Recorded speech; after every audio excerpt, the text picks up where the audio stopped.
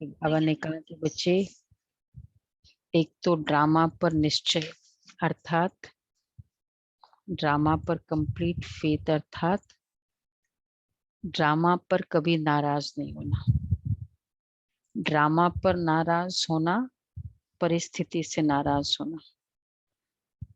तो इसलिए नाराज, तो बाबा हमेशा कहते हैं ना, नाराज कौन होता है? जो राज को नहीं समझता। और ड्रामा का सबसे गुह्य राज है कल्याणकारी फ्यूचर के लिए हूबहू रिपीट होता है। जो हो रहा है वही हो रहा है जो हो चुका है, और जो हो चुका है अगर वो चेंज हो सकता है तो जो हो रहा है फिर वो चेंज हो सकता है। तो ये ड्रामा के राज को समझेंगे और बाबा के महावाक्य सुनेंगे। तो आज मैं मायाजीत विजयी परम पवित्र डिवाइन सोलो, दिव्यता के आधार पर मुरली सुनेंगे। मैं डिवाइन सोलो। अच्छा, मायाजी परम पवित्र विजयी डिवाइन आदि स्वरूप देवात्मा। आदि स्वरूप तो है ही, परम पवित्र भी है। 9-8 मीठे बच्चे, बाप और दादा की भी वंडरफुल कहानी है। बाप जब दादा में प्रवेश करे तब तुम ब्रह्मा कुमार कुमारी वर्षे के अधिकारी बनो। बाबा जब दादा में प्रवेश करे। अच्छा, प्रश्न है, निश्चित ड्रामा को जानते हुए भी तुम बच्चे कौन सा लक्ष्य अवश्य रखना है? तुम बच्चों को कौन सा लक्ष्य अवश्य रखना? ड्रामा निश्चित है, फिर भी लक्ष्य कौन सा होगा? माला में कौन सी माला में किस नंबर पे आएंगे? माला में पिरोने का लक्ष्य। फिर भी पुरुषार्थ करते रहना है। पुरुषार्थ करते रहना। हाँ, ड्रामा कल्याणकारी ही है, कल्याण ही होना है। पुरुषार्थ कर गैलप करने का, अर्थात विनाश के पहले बाप की याद में रह कर्मातीत बनने का लक्ष्य अवश्य रखना है। विनाश के पहले बाप की याद में रह कर्मातीत बनने का लक्ष्य ये करना है। कर्मातीत अर्थात आयरन एजेड से गोल्डन एजेड बनना। पुरुषार्थ कर यही थोड़ा सा समय है, इसलिए विनाश के पहले अपनी अवस्था को अचल अडोल बनाना है। अचल अडोल, देखो अचल भी चाहिए अडोल भी चाहिए, चलायमान भी नहीं डोलायमान भी नहीं। तो चलायमान क्या है, डोलायमान क्या है, सोचो, फिर बाद में पूछेंगे। ओम शांति। ओम शांति। ये दोनों कौन कहते हैं? 2 बार ओम शांति बोला। एक था बाबा, एक था दादा। कहानी सुनाते हैं ना, एक था राजा एक थी रानी। अब ये फिर है नई बात। बाबा को लेटेस्ट बच्चों की कहानियां भी पता है, छोटे बच्चों को सुनाते हैं। एक बाबा एक दादा, तुम कहेंगे 5000 वर्ष पहले भी एक था शिव बाबा, दूसरा था ब्रह्मा बाबा, ब्रह्मा दादा। अब शिव के बच्चे तो सब है, सभी आत्मा एक बाप की संतान है, वो तो है ही है। ब्रह्मा के बच्चे ब्राह्मण भी थे, प्रजापिता ब्रह्मा की संतान ब्रह्मा कुमार कुमारियां थे। उनको कौन पढ़ाते थे? शिव बाबा। प्रजापिता ब्रह्मा के यह ब्रह्मा कुमार कुमारियां ढेर बच्चे हैं ना, ब्रह्मा कुमार कुमारियां मानते हैं बरोबर हम शिव बाबा के बच्चे भी है, पौत्रे भी है। बच्चे तो है ही, अब पौत्रे बने हो। ब्रह्मा द्वारा दादे से वर्षा लेना, अभी तुमको दादे से वर्षा मिलता है, जिसको शिव बाबा कहते हैं। परंतु ब्रह्मा कुमार कुमारियां होने के कारण उनको हम दादा कहते हैं।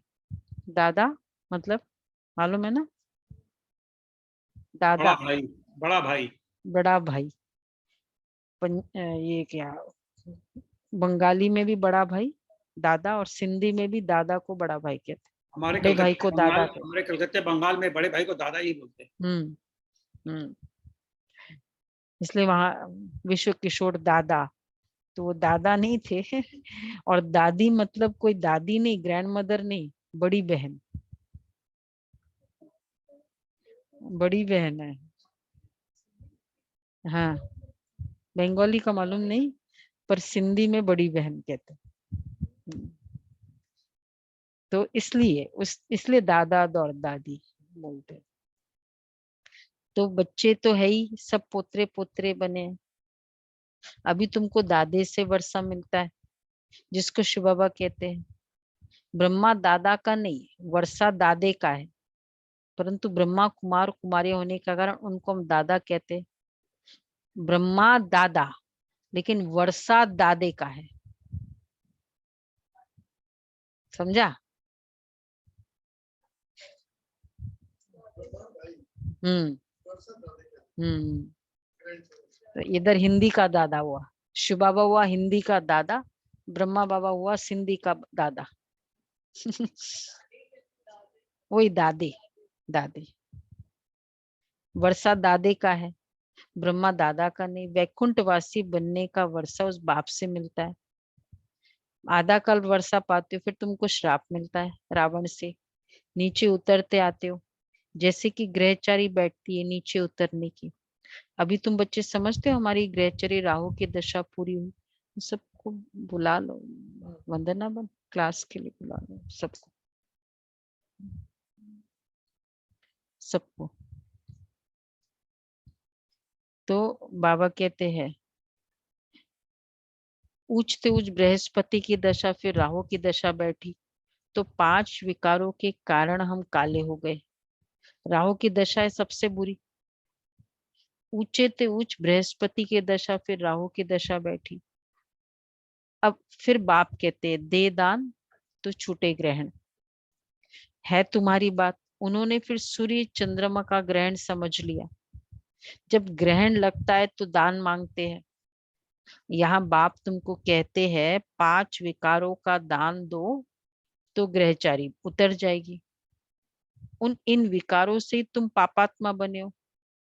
मुख्य है देह अभिमान। पहले ऐसे सतो प्रधान थे, फिर सतो रजो तमो बने हैं, तो 84 जन्म लिए। यह तो पक्का निश्चय है कि बरोबर देवता ही 84 जन्म लेते। ये तो पक्का निश्चय है ना, और कोई 84 जन्म नहीं ले सकता। पहले उन्हों को ही मिलना चाहिए बाप से, गाया भी जाता है आत्माएं परमात्मा अलग रहे बहुकाल। प्रधानमंत्री बनते हैं ना, तो जो बहुत पुराने उनके सहयोगी रहे हैं उस पार्टी में, क्या करते हैं, उनको ही कैबिनेट मिनिस्टर बनाएंगे ना। तो बाबा किसको बनाएगा देवता? पूरे संगम युग कितने साथ में रहे, 4 बजे से लेकर फिर वॉक करने जाते तो साथ में, फिर मुरली, फिर भोजन, फिर तो हाँ, ऐसे कैसे जो कभी कभी या आए नहीं, उनको कैसे दे देंगे? तो बाबा कहते हैं तो पहले पहले तुमको गाया भी जाता है आत्मा परमात्मा अलग रहे बहुकाल। अब बाप कहते हैं पहले पहले तुमको सतयुग में भेजा था, अभी फिर तुम ही आकर मिले हो। आगे तो सिर्फ गाते थे, उनका यथार्थ अर्थ अभी बाप बैठ समझाते हैं। किस बात, किसका, कौन सा गीत बता रहे बाबा अभी? आत्मा परमात्मा अलग रहे बहुकाल। फिर आगे सुंदर मेला कर दिया जब जब सतयुग में। सदगुरु मिला दलाल। तो ये किसकी है? उन लोग तो ऐसे गीत गाते हैं, पर हम आत्मा और परमात्मा उन लोग सोचते हैं कि परमात्मा का ज्ञान दे दिया सदगुरु ने, काफी, मतलब मिल गए। यहाँ तो परमात्मा स्वयं मिला है ना सामने। तो कलयुग में वो तो गीत गाते हैं, सभी वेद शास्त्र जप तप स्लोगन आदि जो भी है सबका सार बाप बैठ समझाते हैं। चक्र तो बिल्कुल सहज है। अभी कलयुग और सतयुग का संगम है, लड़ाई भी सामने खड़ी है, ये भी तुमको निश्चय है। सतयुग की स्थापना होती है, कलयुग में जितने भी है उन सब के शरीर खलास हो जाएंगे, बाकी आत्माएं पवित्र बन हिसाब किताब चुकतू कर चली जाएगी। यह सबके कयामत का समय है। आत्माएं शरीर छोड़ चली जाएगी। ये तुम्हारी बुद्धि में अभी है। जब तक हम कर्मातीत अवस्था को पाए तब तक संगम पर खड़े हैं। एक तरफ है करोड़ों मनुष्य, दूसरे तरफ हो सिर्फ तुम थोड़े। तुम्हारे में भी कितने हैं जो निश्चय बुद्धि होते जाते हैं। निश्चय बुद्धि विजयंती, फिर जाकर विष्णु के गले की माला बनेंगे। निश्चय बुद्धि विजयंती, हर रिजल्ट में और कर्म में निश्चय, ये पुरुषार्थ होता है, ये देखना है हमें। जो भी मतलब कुछ कर्म हो कर रहे उसमें भी निश्चय कि नहीं बहुत अच्छा है। किसी ने कहा कि जैसे ना कमर दर्द हो रही है, तो बार बार जैसे ना बहुत दर्द है बहुत दर्द है, कमर को कहो बहुत अच्छा है बहुत अच्छा है, तुम मेरे बहुत सही होगी बहुत सही होगी। अज्ञानी, कमर ठीक हो गया।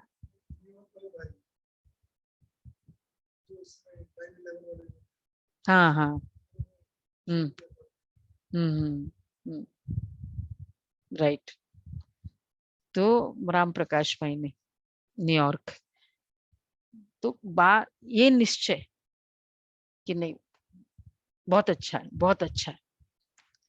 तो जब जड़ पे भी उसका वर्क कर सकता है, चेतन पे निश्चय करोगे तो होगा। बच्चे बहुत शरारती है बहुत शरारती है, क्या बोले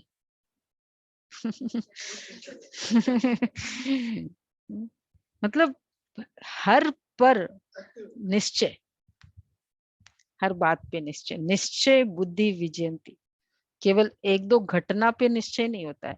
वो एक दो घटना पे भी निश्चय तब होता है जब छोटी छोटी बातों पे निश्चय चल रहा होता है, तब फिर बड़े बात आती है ना, एकदम निश्चय कुछ लगता ही नहीं, संकल्प ही नहीं चलता। तो पूरे दिन में देखे आज कि हमको कितना निश्चय हो रहा है।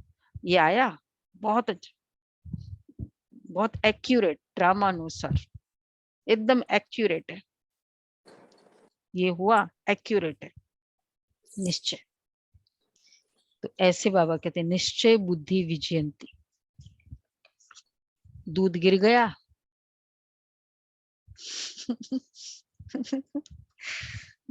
दूध उबल गया, बहुत एक्यूरेट है निश्चय।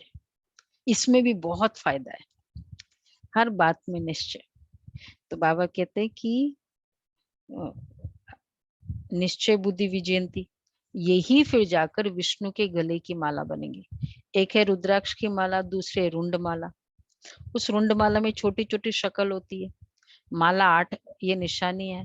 हम आत्मा ही आकर फिर बाप के गले की माला के दाने बनेंगे, फिर यहाँ आएंगे नंबरवार। माला 8 की भी है, 108 की भी है, 16,108 की भी है। अब 16,000 है या 5-10 हजार है, उनका कोई हिसाब नहीं निकाला जाता, ये मालाएं गाई जाती है। बाप कहते ये सब तुम क्यों विचार करते हो भाई, 16,000 ही होंगे, कितने होंगे। जितने भी राजाए कल्प पहले सत्युग त्रेता में बने थे उतने ही बनेंगे, ठीक है।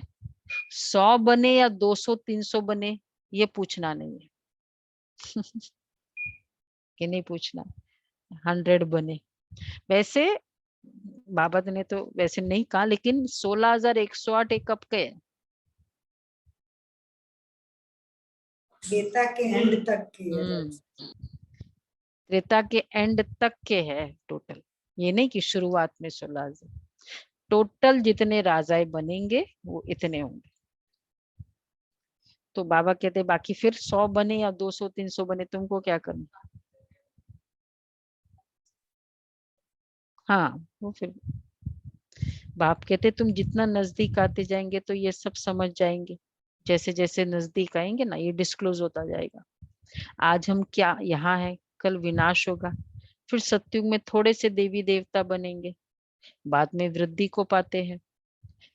वैसे कोई एकदम सुहावना समय आना होता है तो उसकी तो कितनी पहले से विजुअलाइजेशन चल रही होती है। नहीं कहीं बाहर जाना होता है, कहाँ, कौन सा इंटरेस्टिंग है, स्विट्जरलैंड हाँ तो अगर सपोज पहली बार कभी गए नहीं, मधुबन, हाँ मधुबन, वेरी गुड। तो पहले से ही कितना विजुअलाइजेशन करते हैं ना उसका, उसकी खुशी कितने पहले से होती है। सतयुग की खुशी लगेगा ये ऐसा है, यहाँ ये कोविड है, ये है, सतयुग की खुशी विजुअलाइजेशन। और वो तो स्विट्जरलैंड में जाएंगे तब खुशी मिलेगी, यहाँ तो सतयुग की खुशी संगम से ही स्टार्ट हो जाएगी ना। कितना बेनिफिट है। कैसे गुलाब भाई, सतयुग की खुशी अभी से स्टार्ट हो जाएगी। हाँ तो बाबा कहते हैं कि आज हम यहाँ कल विनाश होगा, बाद में वृद्धि को पाते, सतयुग के आसार भी दिखाई पड़ते, बाकी बाकी लाखों जाकर रहेंगे, फिर लाख रहे व 9-10 लाख रहे, एक्यूरेट नहीं कह सकते। 9-10 लाख रहे एक्यूरेट नहीं। हाँ तुम जब एक्यूरेट संपूर्ण बनने के लायक बनेंगे तब तुमको और जास्ती साक्षात्कार हो जाएगा। अभी तो बहुत कुछ समझने का समय पड़ा है, बहुत साक्षात्कार करते रहेंगे। लड़ाई ये तो कब की बात है, देखो साकार मुरली 60s में, तब अव्यक्त मुरलियां चली नहीं थी, अव्यक्त स्टाइल भी नहीं चला था। तो बाबा ने कहा बच्चे अभी बहुत कुछ समझने का बाकी है। अभी कितना बाकी है, अव्यक्त मुरलियां खत्म रिवाइज कोर्स पूरा चल रहा है। तो उस समय था, बहुत टाइम था, जब 1 घंटे का टाइम था ना, बोला अभी 1 घंटा है, अभी कितना टाइम है। लड़ाई की तैयारियां भी बहुत होती रहती है, सब चीजें महंगी होती जाएगी, विलायत में भी अब खूब टैक्स आदि लगते रहेंगे, बहुत बहुत महंगाई होकर महंगाई की भी लेवल क्या होगी, पिक पर जाएगी। क्यों महंगाई पीक पर क्यों जाएगी, क्योंकि सतयुग में एकदम सस्ता ही होगी। हाँ फिर एकदम सस्ताई हो जाएगी, अति फिर अंत, ये स्टाइल है। नहीं यहाँ कैसे होगी, बढ़ते जाएगी इन्फ्लेशन, एकदम फिर एकदम महंगाई, फिर एकदम सस्ताई, हर चीज में। सतयुग में कोई चीज पर खर्चा ही नहीं होगा, सब खानी आदि भरपूर हो जाएगी। नई दुनिया में वैभव बहुत होते, लक्ष्मी नारायण के पास बहुत वैभव थे ना, श्रीनाथ द्वारे में मूर्तियों के आगे भी कितने वैभवों का भोग लगाते, वहां बहुत माल बनाते और खाते रहते हैं। कहेंगे हम देवताओं को भोग चढ़ाते, कहेंगे देवताओं को भोग नहीं लगाएंगे तो वो नाराज हो जाएंगे। अब इसमें नाराज होने की तो बात ही नहीं है। बाबा किसके लिए कह रहे हैं, तुम कोई पर नाराज नहीं होते हो, उनको बोलो हम देवता किसी पर नाराज नहीं होते वो सोचते देवता नाराज हो जाएगा। जानते हो ड्रामा अनुसार ये विनाश तो होना ही है, कलयुग से बदल कर सतयुग होगा। हम ड्रामा को समझते कि ड्रामा अनुसार अभी नया चक्र शुरू होना है। तुम भी ड्रामा के वश हो, ड्रामा अनुसार बाप भी आया हुआ है। ड्रामा में 1 मिनट भी नीचे ऊपर हो नहीं सकता, 1 मिनट भी। जैसे बाबा आया तुमने देखा, कल्प बाद भी हुबहू ऐसे होगा, ये एक्चुअली नथिंग न्यू, एक्यूरेट, हूबहू, विशेषकर ये कितना यूनिक फीचर इस वर्ल्ड का बाबा ने बताया है। दुनिया में तो कहते होनी को कोई टाल नहीं सकता, जो होनी है वो होकर रहेगी, बस इतना कह दिया। लेकिन कैसे है इसका ये पूरी क्लैरिटी। तो बाबा कहते हैं ड्रामा में 1 मिनट भी नीचे ऊपर नहीं हो सकता है। तो जैसे बाबा आया, अभी तुम गैलप कर रहे हो ना, जानते हो बाबा को याद कर हमको कर्मातीत अवस्था को जरूर पाना है, अर्थात आयरन एज से गोल्डन एज बनना है। अभी अगर पुरुषार्थ नहीं करेंगे तो पद भ्रष्ट हो जाएगा। हे आत्मा, अभी तुम पतित बन गई हो। ये भी जानते हो बहुत किस्म के आएंगे, जो और धर्मों में बदली हो गए हैं, वो निकल कर आते रहेंगे। देखो टूवर्ड्स द एंड हो रहा है ना, तो टूवर्ड्स द एंड बहुत वृद्धि को पाते रहेंगे। कितना, अब ये अगर ऑनलाइन नहीं होता, कोविड नहीं आता, तो ये ऑनलाइन वंशावली होती हमारी। ये ऑनलाइन वाले थे ना कल। हाँ रुचिरा बेन, आते आप कभी ज्ञान में? हाँ देखा, नहीं आते ज्ञान। आप सभी मिलते तो बढ़ ही रहा है ना बाबा का परिवार। तो बाबा कहते हैं बहुत जो और धर्मों में कन्वर्ट हो गए वो सब आएंगे, आकर अपना पुरुषार्थ करते रहेंगे बाप से वर्षा पाने। ब्राह्मण धर्म में आकर फिर देवता धर्म में आएंगे। ब्राह्मण धर्म में नहीं आएंगे तो देवता धर्म में कैसे आएंगे?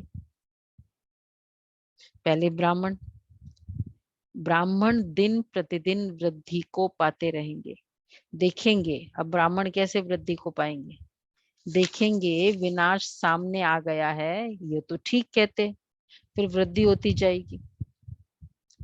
देखते जाएंगे कि देखो ऐसे ऐसे हो रहा है, ब्राह्मणों का झाड़ वृद्धि को पाकर फुल हो जाएगा।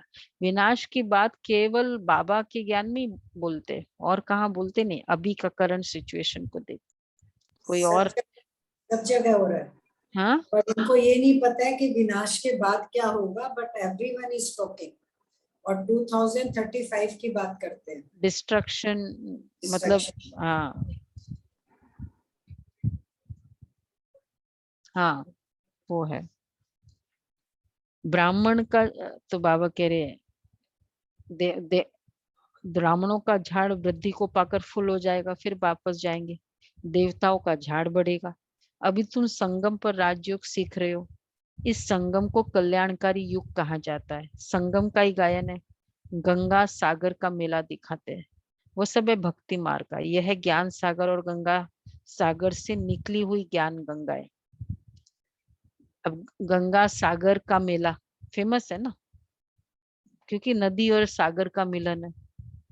अब ऐसे तो ज्योग्राफिकल फिनोमिना ये कहीं भी होता है ना, कई जगह है नदी सागर को मिलती है, गंगा सागर में ही इम्पोर्टेंट क्यों है? तो गंगा और सागर, तो गंगा में स्नान करने जाते हैं। कौन सा मंथ होता है वो? गंगा सागर का मेला कलकत्ता वाले बताए। फरवरी में होता है। फरवरी में होता है, मकर संक्रांति के समय। नहीं जी जी, मकर वो जनवरी में होता है। जनवरी 14 तारीख के आसपास होता है मकर हाँ संक्रांति। 14 जनवरी के आसपास गंगा सागर का मेला। तो अभी इस बार देखना आप लोग कि क्यों उनके पंडित जी को पूछना वहां जाकर, भाई इसमें स्पेशल क्या है, इसमें कौन सी चीज स्पेशल है इसमें, ठीक है? तो बाबा कहते हैं ज्ञान सागर से पतित पावन अक्षर निकलता है, लगता है। वहां शायद हमारा वो भी होता है, एग्जीबिशंस भी होते हैं, जब मेला होता है ना तो होता है। अगर नहीं होता है तो आप लोग करो सेवा इस बार। कैलकाटा वाले, हाँ वो उड़ीसा में, गुवाहाटी की तरफ, वो अलग है।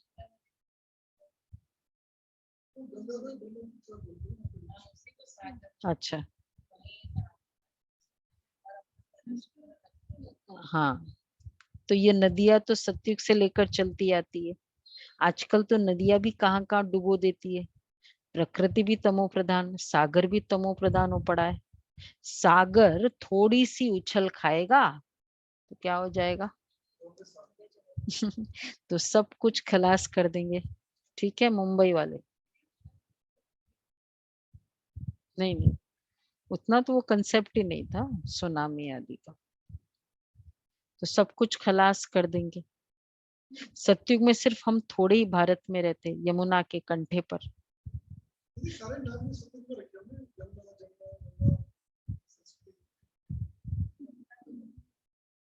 नहीं हाँ ये भी हो सकता है वो नदी का नाम। हम्म। पूछ रहे हैं कि ये नदियों के नाम कब रखे, कब से शुरू हुई नदी है? गंगा, जमुना, सरस्वती। मुझे तो लगता है संगम पर होगा, सतयुग में नहीं होगा। संगम युग में बाबा ने गंगा बोला ना, तुम गंगा हो, ज्ञान गंगाए। हाँ वो ये जो सरस्वती। अभी की रियलिटी है वो अभी की रियलिटी तो बाद में की यादगार है ना। सतयुग का मतलब सतयुग की भी कुछ कुछ रियलिटी है। नहीं सतयुग में थोड़ी होगी, मतलब सतयुग में वो नाम से होगी, लेकिन बेशक यहाँ स्टार्टिंग कहाँ से हुआ, क्योंकि ज्ञान से कनेक्टेड है ना, तो संगम से कनेक्टेड है। रियलिटी तो संगम युग की है। सरस्वती बाबा किसको कहते हैं मालूम है ना? मम्मा को। ये संगम, ये विधि विधान संगम युग से तो बनते हैं। संगम। रात को देवता सो जाते हैं 10 बजे। देवता रात को सो जाते, वो एक है ना एकादशी, 6 महीने तक सोते हैं। देव सुनी ग्यारस वो कहते एकादशी। तो बाबा कहते हैं ये नदियां तो सतयुग से लेकर चलती आती है। आजकल तो नदियां भी कहाँ कहाँ डुबो देती है। सागर थोड़ी सी उछल खाएगा तो सब कुछ खलास कर देंगे। सतयुग में सिर्फ हम थोड़ी ही भारत में रहते, यमुना के कंठे पर। दिल्ली परिस्थान थी फिर बननी है। सतयुग में थोड़ी ही जीवात्माएं रहती है। चलो सतयुग में एकदम जमुना का कंठा, सभी देवी देवता विचरण कर रहे हैं। हम देवी देवता है। दिव्यता चारों तरफ, उनके चारों तरफ ऑरा में प्यूरिटी का क्राउन, सिर पर आत्मिक ज्योति चमक रही है। अच्छा कितना अच्छा है। तो बाबा कहते सतयुग में सिर्फ थोड़े ही भारत में रहते, यमुना के कंठे पर। दिल्ली परिस्थान थी फिर बननी है। अभी यह कलयुग का, कितने ढेर मनुष्य हो गए, बेहद का नाटक है। जिसको अच्छी रीति समझना है, भल कोई अपने को एक्टर समझते भी है, परंतु कल्प 5000 वर्ष का ये किसको पता ही नहीं है। शेक्सपियर ने कहा है ना कि we all are actors, world is a stage. लेकिन फिर स्टेज है, एक्टर है, तो ड्यूरेशन बताओ। ड्यूरेशन बताया? वो तो नहीं बताया। तो 5000 वर्ष का ये किसको पता ही नहीं है। कहाँ 84 जन्म, कहाँ 84 लाख। अभी तुम रोशनी में हो ना, तुमको बाप से वर्षा मिलता है। बाप कहते मन मना भव, बाप को याद करना है। शिव भगवान उवाच, कृष्ण थोड़ी ज्ञान का सागर है। भगवान की महिमा में और देवताओं की महिमा में बहुत फर्क है। बाप जो नई रचना रचते हैं उनकी महिमा है, जो बाबा की नई रचना है उसकी महिमा है। कोई नया बताए, नई रचना की महिमा। चलो फास्ट बताए, कौन है ये? शालिनी बहन और कौन है सब नए नए बाबा के बच्चे। बाबा जो नई रचना रचते उसकी महिमा किसको नहीं पता है? सतयुग की रचना, उसकी महिमा, प्रेज। नई रचना बाबा की कौन सी है? सतयुग। सतयुग। सतयुग में कौन सी रचना? ब्राह्मण बनाना। श्री कृष्ण देवी देवताओं की रचना। देवी देवता 16 देवी 16 देवता की कौन सी महिमा है? अब बताओ, अब पता चला? नहीं पता चला। ये सुपर एडवांस क्विज कौन नहीं करता? सर्वगुण संपन्न। नहीं, कौन नए बताए? नया, पुराने नहीं, पुरानों को तो सब पता है, टिप ऑफ द टंग में। 16 कला संपूर्ण। हाँ, कौन बोल रहा है? हाँ, चल, 16 सर्व- कला संपूर्ण, सर्वगुण संपन्न। हाँ, ये है नई नई हाँ, ये रचना की quality। महिमा। देवी देवताओं की महिमा है 5 डिग्री। 5 डिग्री कौन कौन सी है? नए बताए, सुलभा बहन, रुचिरा बहन। 16 कला संपूर्ण, मर्यादा पुरुषोत्तम, सर्वोत्तम, निरंकारी, तब क्या था? वो आपकी टीचर ने इतना नहीं बताया? नहीं याद नहीं आ रहा है इस समय। टीचर ने तो बताया। हाँ नहीं, बहुत बार बताए हमारे को। हाँ, लिखत में नहीं है भाई। चलो टेस्टिंग हो जाएगी कौन से। चलो भाई, शाम के स्टूडेंट बताए कोई, देखते हैं आपके टीचर ने बताया नहीं बताया।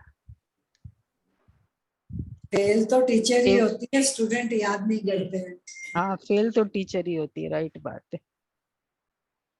हाँ जी, कौन है नया?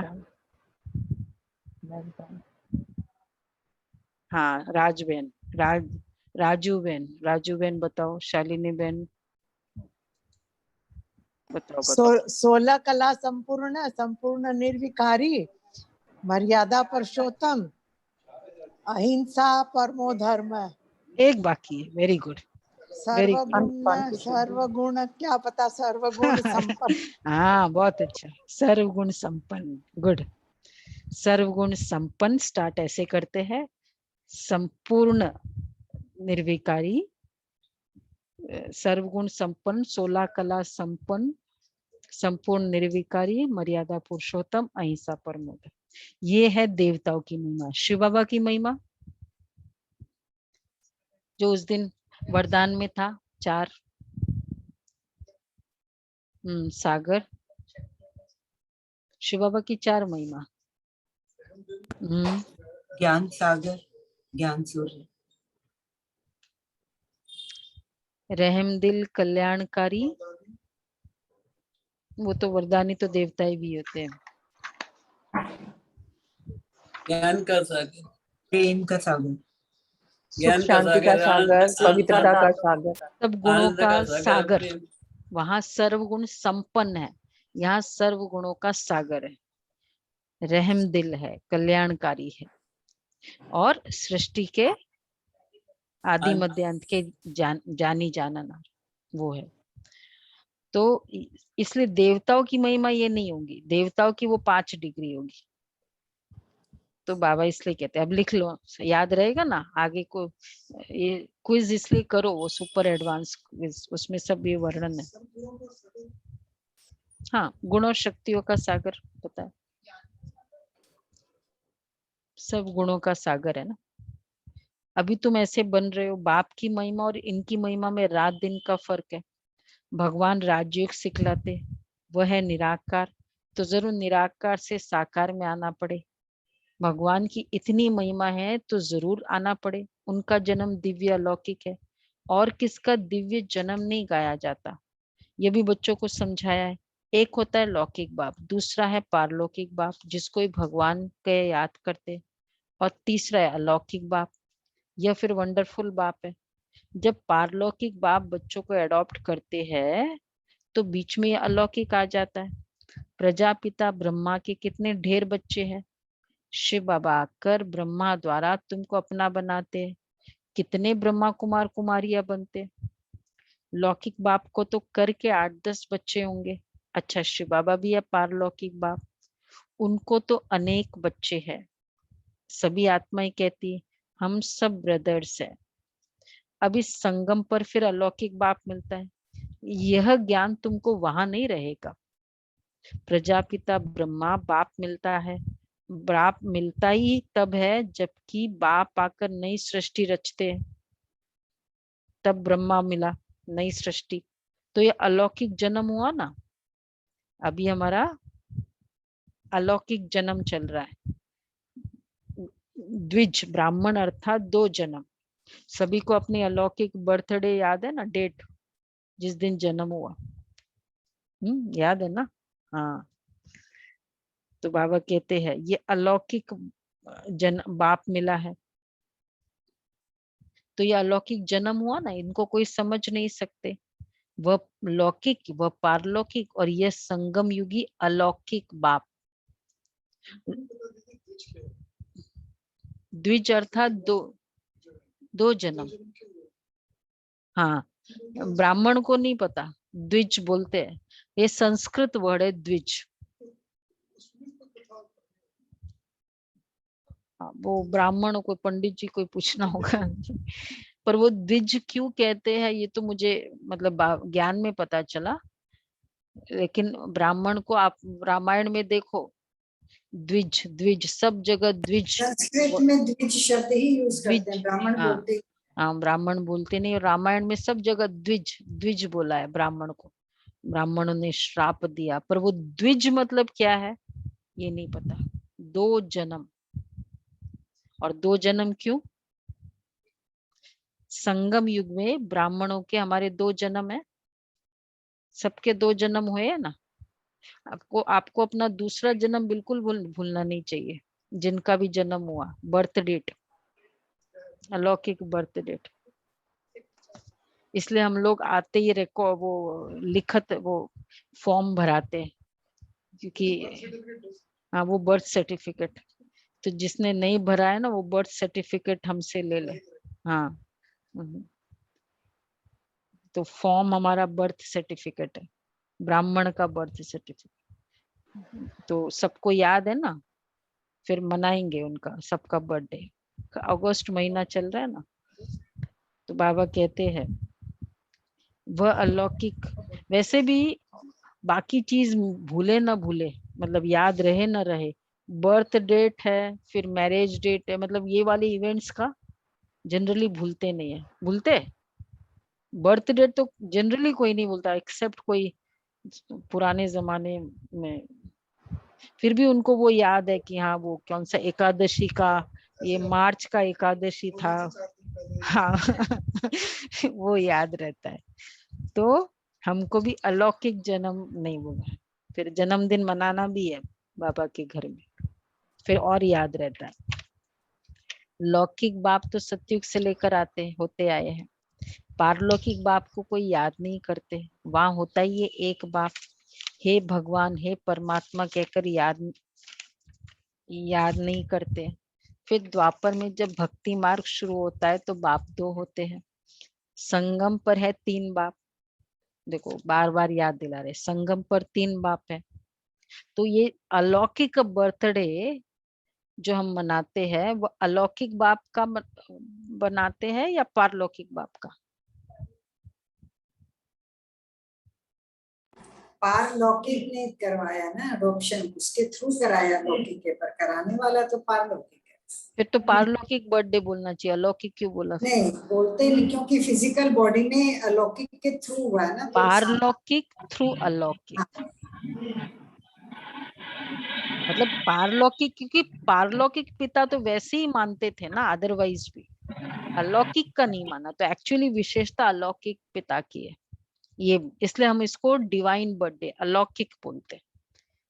ये वाला जन्म दिन जो मनाते हैं ना, जिस दिन कोर्स शुरू किया। तो बाबा कहते संगम पर है 3 बाप। प्रजापिता ब्रह्मा भी अभी मिलता है।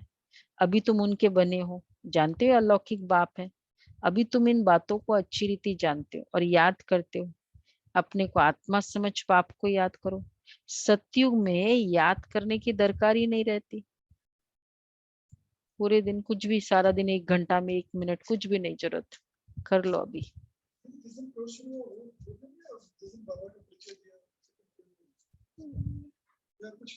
वो तो 1 डे का तो चलेगा, मतलब उसी दिन, ऑब्वियसली जिस दिन फर्स्ट डे आप बाबा के घर आए उस दिन।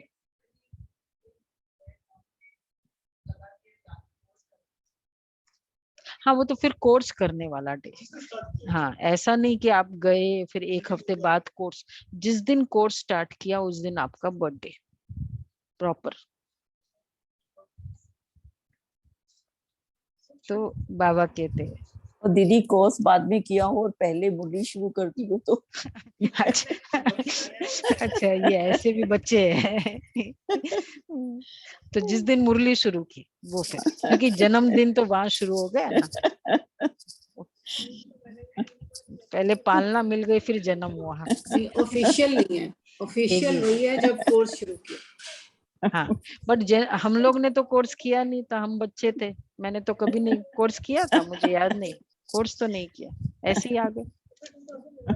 जिस दिन बाबा के घर आए फर्स्ट और फिर ये जर्नी शुरू की अपनी,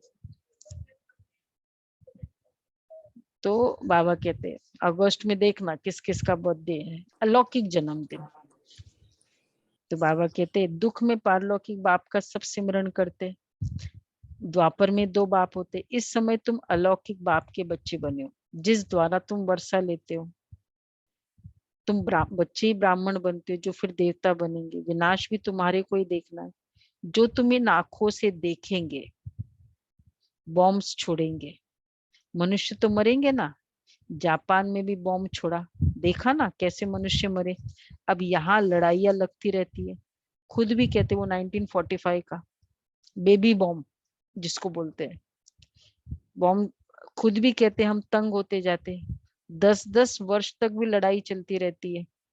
बॉम्ब्स में भी तो चपटी में 1 सेकंड में सब खलास हो जाएगा, चिंगारी लगती है तो शहर नष्ट हो जाते हैं। ये तो बॉम्ब्स है, आग भी लगनी है। तुम बच्चे जानते हो बाप आई है स्थापना और विनाश कराने, तो ये जरूर, तो देखो बाबा भगवान महाकाल आया है, किस लिए? महाकाल, तो स्थापना और विनाश कराने, तो जरूर ये सब होगा ना। जो हम सोच रहे ऐसा न हो ऐसा ना हो, ये तो सब होगा ना। पुरुषार्थ करने का अभी समय है, माया घड़ी घड़ी तुम्हारा बुद्धि योग तोड़ देती है। अर्जुन तुम अडोल स्थिर कहाँ बने हो? कहते बाबा माया के तूफान बहुत आते हैं, कोई तो सारे दिन में आधा घंटा भी याद नहीं करते, ऐसा है कोई? सारे दिन में आधा घंटा भी याद नहीं है ना। यहाँ 1 घंटा इसका अमृत वेले का ही हो जाता है, नुमा शाम करो, पूरे दिन का देखो, मिनिमम 2 आवर्स तो होना ही चाहिए। एज ऑफ नो नहीं होता है 2 आवर्स, होता है ना 2 घंटे। तो बाबा कहते हैं याद करते रहने से, हाँ कोई तो सारा दिन में आधा घंटा भी नहीं करते, बाप कहते तुम कर्मयोगी हो, 8 घंटा तो ये सेवा करेंगे, 8 घंटा याद कर सको इतना पुरुषार्थ करना है, ये लेवल रीच करना। तो मतलब इसमें सेवा के समय भी जैसे बाबा की याद, वो भी काउंट हो जाएगा पूरा। हम तो याद करते रहने से विक्रम विनाश होते जाएंगे, इसको योग अग्नि कहा जाता है। यह है मेहनत, गृहस्थ व्यवहार में रहते हुए सिर्फ याद करना है। ये भी बाबा बतलाते कि जिन्होंने गृहस्थ छोड़ा है, बच्चा बने हैं, वह भी इतना याद नहीं करते। कौन?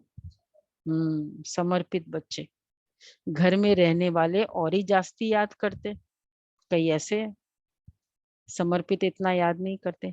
अर्जुन और भील का भी मिसाल देते हैं ना शास्त्रों में, वो एग्जाम्पल है एकलव्य और अर्जुन का।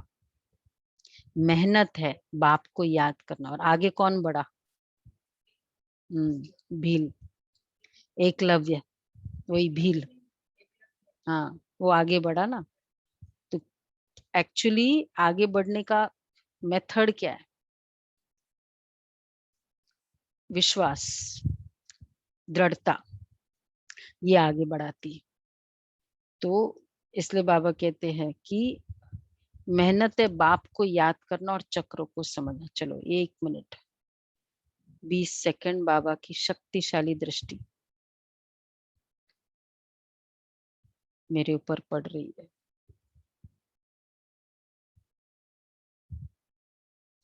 टच करे वो किरणें बाबा की हमें।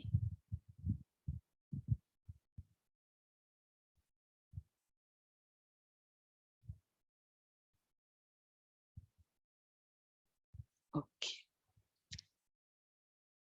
तो ऐसे बीच बीच में 10 सेकंड मिल ही जाता है ना, ऐसे करके 10-10 सेकंड्स भी देखो ना, कितना बीच बीच में होता जाएगा 1 घंटे में भी। तो बाबा कहते हैं मेहनत है बाप को याद करना और चक्र को समझना। महाभारत लड़ाई भी जरूर लगेगी, सत्युग में थोड़ी लगेगी। तो तुम बच्चों को अंधों की लाठी बनना है, सबको रास्ता बताना है कि बाप को याद करो, चक्र को याद करो, स्वदर्शन चक्रधारी बनो। चक्र को याद करना मतलब 5 स्वरूप या अपने आदि स्वरूप को याद करो। चक्र को चक्र याद में करना माने सुदर्शन चक्र, सुदर्शन चक्रधारी। मतलब वही जो अभी हम पुरुषार्थ कर रहे हैं, आदि स्वरूप को याद करो, देव स्वरूप को, सत्युगी स्वरूप, फिर पूज्य स्वरूप, चक्र को याद करो। अच्छा, मीठे मीठे सिकिलदे बच्चों प्रति मात पिता बाप दादा का याद प्यार गुड मॉर्निंग। रूहानी बाप की रूहानी बच्चों को नमस्ते। हम रूहानी बच्चों की बाप रूहानी दादा बाप को दादा याद को प्यार याद प्यार नमस्ते, गुड गुड मॉर्निंग। मॉर्निंग और थैंक यू बाबा। नमस्ते। वाह बाबा वाह, शुक्रिया बाबा शुक्रिया। अच्छा, पहला पॉइंट है कम से कम 8 घंटा याद में रहने का पुरुषार्थ करना है। कम से कम 8 घंटा अपनी अवस्था अचल अडोल रखने के लिए याद का अभ्यास बढ़ाना है। गफलत नहीं करनी है।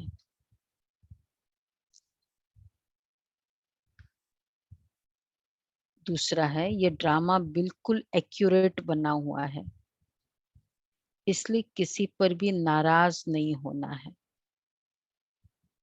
निश्चय बुद्धि बनना है।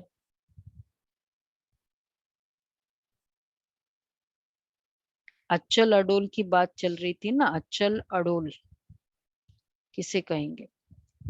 अचल चलायमान, अडोल डोलायमान। तो चलायमान और डोलायमान, मन के लिए कहते डोलता है और इंद्रियों के लिए कहते चलायमान होती है। इंद्रिया बड़ी चलायमान है, तो चलायमान भी ना हो और डोलायमान भी ना हो, अचल अडोल अवस्था। तो इसके लिए याद करें। एक्चुअली याद से जैसे ना बाबा पर जो चीज को हम कंटिन्यूस कांटेक्ट में होते हैं ना, उस पर फिर विश्वास होता है। जिसके साथ संपर्क नहीं होता है तो इस पर विश्वास भी नहीं होता है ना, भाई वो काम करेगा नहीं करेगा। याद मतलब क्या? To be in touch with बाबा। तो फिर हमें निश्चय हो जाता है ऑटोमेटिक, ये कार्य ना बाबा कर देगा, इसमें कल्याण है।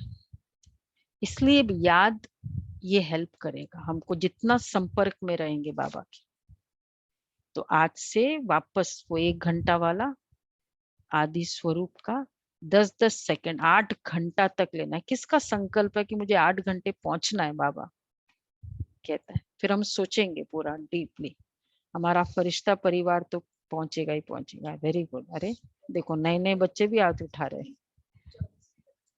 8 घंटे हम लोग पूरा स्टील करेंगे, कैसे कैसे करके करना है। पर बहुत आप काम देखोगे, हमने कई बार ऐसे प्रैक्टिस किया, जो काम 1-1 महीना लगता है वो केवल याद से काम इतना सहज हो जाए, क्लाइंट फीस दे देगा। काम हो जाएगा, संबंधी मतलब बहुत काम हो जाते हैं। तो ये 8 घंटा बाबा का जोक नहीं है, रियलिटी है। ठीक है, वरदान। दिल में सदा एक राम को बसाकर बस सच्ची सेवा करने वाले माया जीत विजयी भव। हनुमान की विशेषता दिखाते हैं कि वह सदा सेवाधारी महावीर था, इसलिए खुद नहीं जला लेकिन पूछ द्वारा लंका जला दी। तो यहाँ भी जो सदा सेवाधारी वही माया के अधिकार को खत्म कर सकते हैं।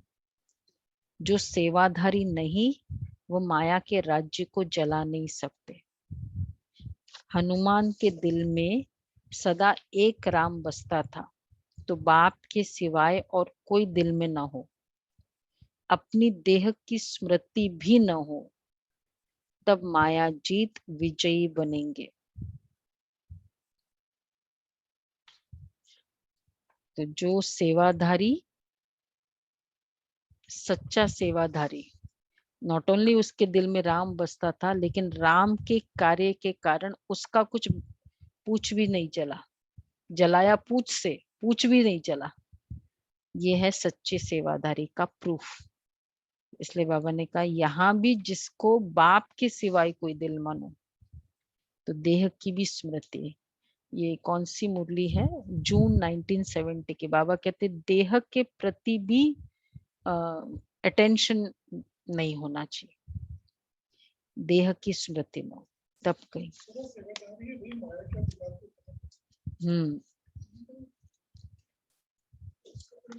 मतलब माया का अधिकार उस पर नहीं होगा ना, जो सच्चा सेवाधारी होगा, सदा सेवाधारी। नहीं तो माया अधिकार जमा लेगी। पूछ जला सकती थी ना, पूछ जल सकता था, लेकिन जो सदा सेवाधारी है तो कोई भी कुछ, माया मतलब रावण, कोई कुछ हिला नहीं सका, जला नहीं सका। सेवा में वही सेवाधारी की फीलिंग, अर्थात बाबा का कार्य है, बाबा का कार्य है, बाबा का, ये फीलिंग होगी ना तो विघन भी नहीं होते। मुझे करना ये फीलिंग होगी तो विघन आता है। स्लोगन है, जैसे आत्मा और शरीर कंबाइंड है, ऐसे आप बाप के साथ कंबाइंड रहो। मैं और बाबा आज पूरे दिन हम कंबाइंड, और मैं परम पूज्य, परम पवित्र देवात्मा, सेवाधारी, डिवाइन सोल, ये फीलिंग है। डबल लाइट फरिश्ता स्थिति का अनुभव। आज का कौन सा नंबर है? 9th है ना। पहले अपनी देह के लगाव को खत्म करो, तो संबंध और पदार्थ से लगाव आप ही खत्म हो जाएगा। फरिश्ता बनने के लिए पहले ये अभ्यास करो कि यह देह सेवा अर्थ है, अमानत है, मैं ट्रस्टी हूँ। फिर देखो फरिश्ता बनना कितना सहज लगता है। देह भी सेवा अर्थ है, जितनी सेवा हो जाए ये है सेवा देह।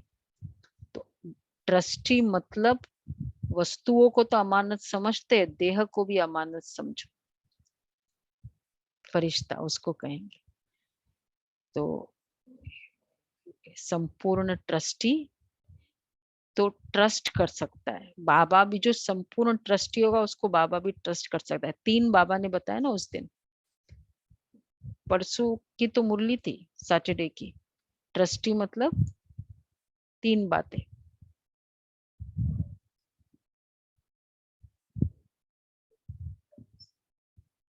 किसको याद है? 3 बातें थी।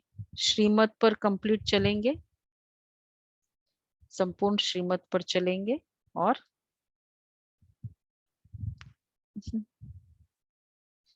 देह भी मेरा नहीं। ये सैटरडे की, आज क्या है? मंडे है ना? सैटरडे या फ्राइडे की थी? फ्राइडे भी। कोई भी चीज अपने हिसाब से नहीं, धन को भी अपने हिसाब से नहीं लगाएंगे, श्रीमत अकॉर्डिंग लगाएंगे। हाँ, उल्टा सुल्टा खर्चा नहीं करेंगे, श्रीमत पर चलेंगे। इसको कहेंगे संपूर्ण ट्रस्टी। और अब आज बाबा ने कहा देह को भी अमानत समझा। हाँ, पापात्माओं को धन में धन नहीं लगाएंगे। तो संपूर्ण ट्रस्टी एक्चुअली ये बहुत अकाउंट क्रिएट करता है, वो खींचेगा। जिसके प्रति भी तन मन धन लगाएंगे ना, वो आत्मा खींचती रहेगी। हाँ हाँ, ब्रह्मा बाबा का मिसाल दिया था बाबा ने, कैसे उस आत्मा ने कोई भी अकाउंट रखा नहीं। अच्छा जी, अभी क्या करना है?